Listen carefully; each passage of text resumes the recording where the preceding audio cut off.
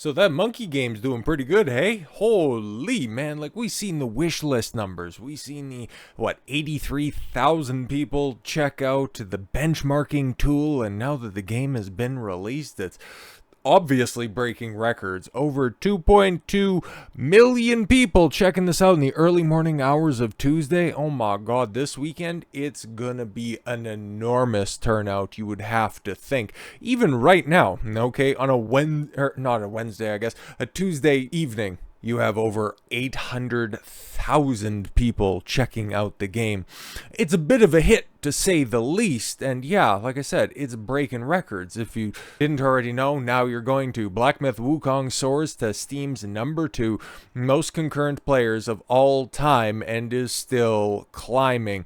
I'm wondering, man, is it going to get higher this weekend? Now, when people have an opportunity to catch up with the actual reviews, see actual gameplay, get that free time, it's going to be interesting to see, and I'll be paying attention to it because, like I said, man, I've been rooting for this game for a while. I'm just gonna wait for a little while, wait for it to get a little bit better optimized, because I'm seeing some raw numbers and all that stuff, and it's not really clocking in at what you would anticipate from a game that's been in development for 5 years. You would expect a little bit of polish, but hey, all things considered though, the game itself, when we're talking about the actual game, looking pretty good. From what I'm basically hearing from a lot of people out there, it's a hybrid between a Soulslike and the new God of War stuff, which to me sounds fantastic. I'll just reserve any of my opinions on the gameplay, on the story, until I actually see something, but we have more than enough data to comment on.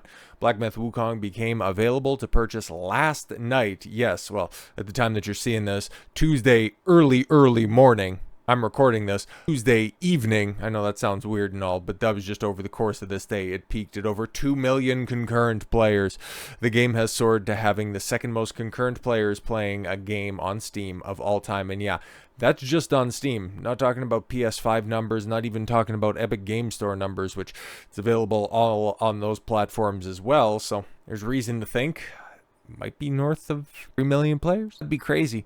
The official Black Myth Wukong account on X announced that the game is available to purchase at 10 p.m. Eastern Time, August 19th. Writing, now re-embarked on the journey to the west. Black Myth Wukong is now available on PS5, Steam, Epic Game Store, and Wii Game. I guess that must be the Chinese storefront, but we'll check in that with a second. Confront your destiny on the journey westward. Less than an hour after the game became available to purchase and download, the game had over 1 million concurrent players.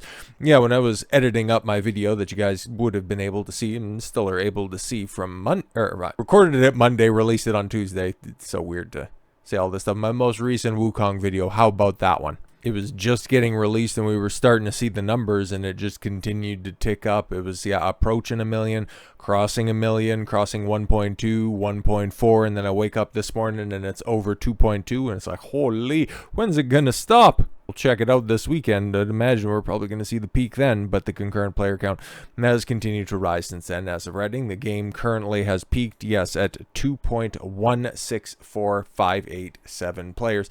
And yeah, just going back to Steam DB, we got the peak of a 2.223179, which is absolutely insane.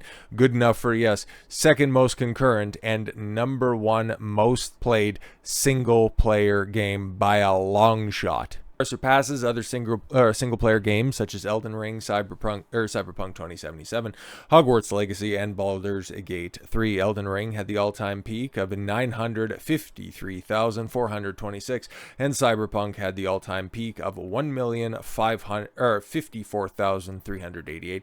Hogwarts Legacy 879,308 back in February of 2023, and Baldur's Gate, I would say probably, like, if you're looking at any other contemporaries just to see how well Wukong maintains, if it's going to be analogous to Baldur's Gate 3, because even at this point in time, they're still maintaining a 6-digit player count, so that's pretty crazy. But yeah, the all-time peak of 875,343 concurrent players in August of 2023. The fact is, the only other game, okay, standing between Wukong and the all-time #1 player or concurrent player count record is PUBG Battlegrounds with 3.257 million players. Is it possible? Well, I could definitely hit it. I wouldn't, at this point in time, I think everybody thought this game was going to do good, okay, because it was announced 4 years ago.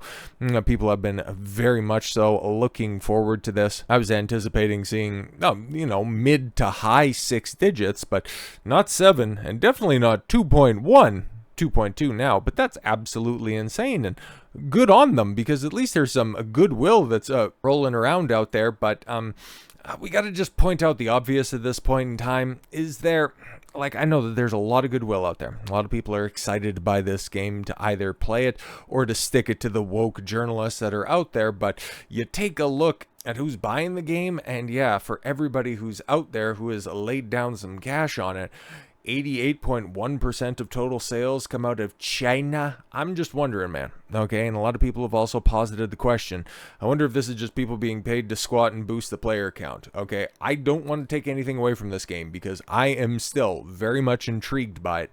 I'm just also wondering if there's any artificial inflation when it comes to the numbers, because this is China after all. This China. I'm not going to put sketchy business practices completely out of reach. I'm just saying that'll be something to watch, because if there's just this precipitous uptick towards the weekend, but then a month from now, if it's just a hard drop off, we're going to know what time it is. Still, we have early sales reports, and this is, obviously straight out of China. This has been translated through Brave, so I don't know how well it's all going to come out. But Black Myth Goku, well, Wukong, it's probably how most people know this story anyways, but the total platform sales exceed 4.5 million copies, and the sales exceed 1.5 billion won. So yeah, man, if that's what they're touting, over 4.5 million purchases across all platforms, don't necessarily know for sure if you can trust those numbers. That's what they're reporting right now, so we kind of got to go with that.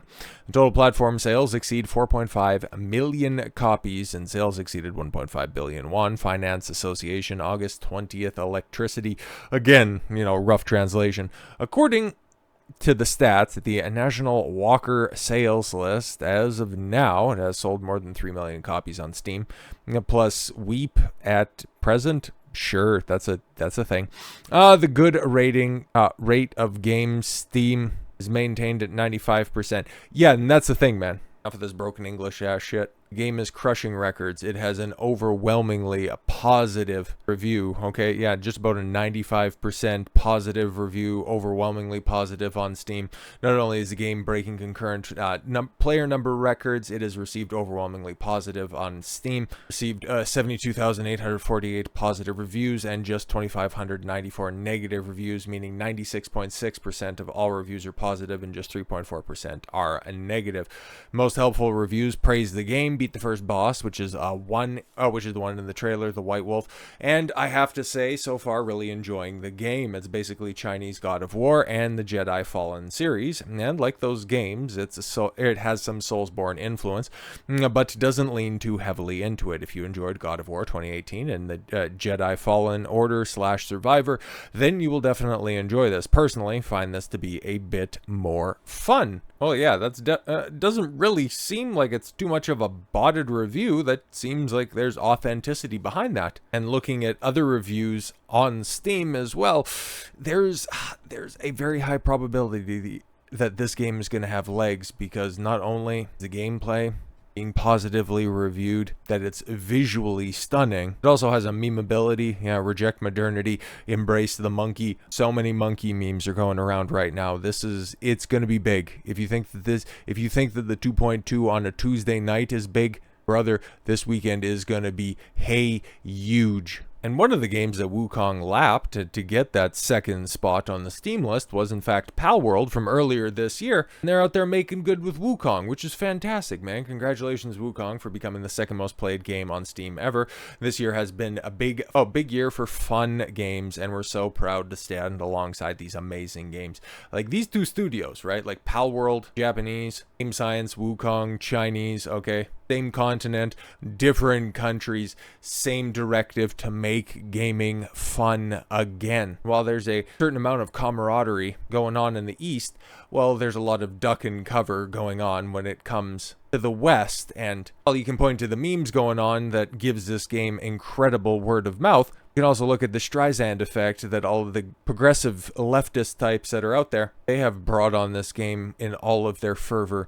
Rumor is that Reddit had been trying to suppress Black Myth Wukong, but gave up as sheer demand overtook them. As with Hogwarts Legacy situation, r/gaming and r/games have been trying to control the narrative around Black Myth Wukong. Moderators have banned multiple people and removed various posts about the game, but eventually gave up due to the sheer volume as people started noticing. The game broke several sales records, that's obvious, so there's no point in hiding it. Yeah, exactly. The game is popular. People want to play the monkey game. And so if you break through the hive mind that is Reddit, make them stop, look, and listen, you're going to end up having a hit on your hands. And that's when, well, that's when all the backpedaling in mass media is going to start happening. The game's journalists, it's hilarious, right? With the overwhelming success of this game in just the 24 hours of its release.